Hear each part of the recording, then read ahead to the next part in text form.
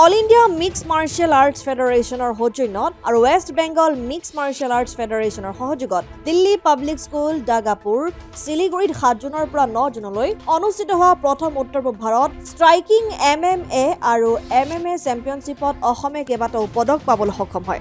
All Assam mixed martial এছ'চিয়েশ্যনৰ নেতৃত্বত অংশগ্ৰহণ কৰা লখিমপুৰত অৱস্থিত AA মাৰ্শাল আৰ্টছত এণ্ড স্পৰ্টছ একাডেমীৰ খেলুৱৈ ক্ৰমে প্ৰত্যুষ দত্ত, কুন্দন কৌশিক হাজৰিকা আৰু জেছিকা ৰামু দামুৱে ষ্ট্ৰাইকিং MMA শাখাত সোণৰ পদক লাভ কৰাৰ লগতে মৃদুপৱন ডেকাই ৰূপৰ পদক আৰু মদন ঠাকুৰীয়াই ব্ৰঞ্জৰ পদক পাবলৈ সক্ষম হয়।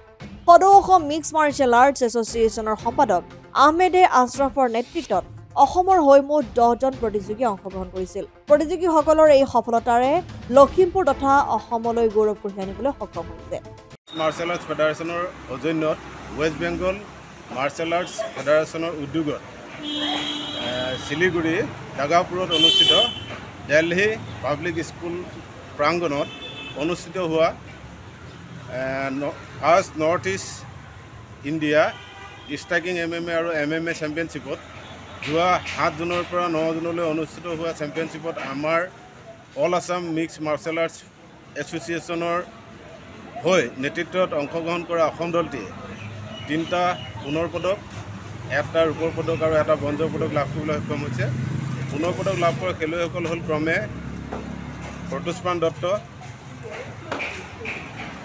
কুন্দন কৌশিক হাজৰিকা আৰু Jessica Ramu Damu. Silver medal লাভ কৰা খেলুৱৈজন হ'ল মৃদুপৱন ডেকা আৰু ব্ৰঞ্জ মেডেল লাভ কৰা খেলুৱৈজন হ'ল মদন ঠাকুৰীয়া। মই all Assam mixed martial arts এছ'চিয়েশ্যনৰ সাধাৰণ সম্পাদক হিচাপে খেলুৱৈসকলক উজ্জ্বল ভৱিষ্যত কামনা কৰিছোঁ। জয় আই অসম। লখিমপুৰৰ পৰা ৰাহানুদ্দিন আহমেদৰ ৰিপৰ্ট, অসম আদিত্য।